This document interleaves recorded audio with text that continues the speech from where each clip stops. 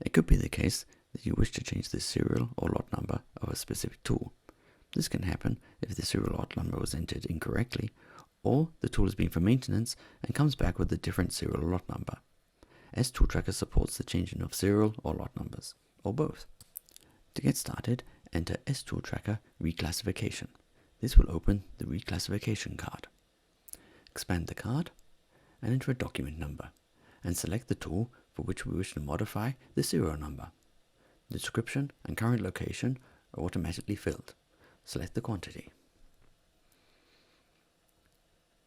As we wish to change the serial numbers, select Line, Tool Tracking Lines.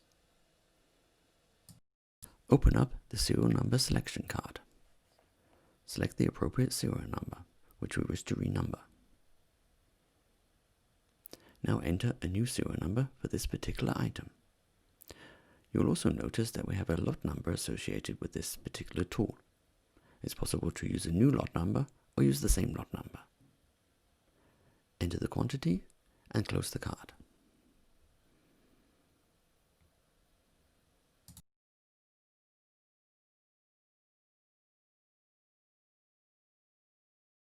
From the menu, select Post Print, Post to post the entry to the journal, and close the card. Now open the tool card. Select our appropriate tool. From the menu, select History, and now we can see our particular entry posted to the journal for the change. In the future, this serial number will be used for tracking of the specific item.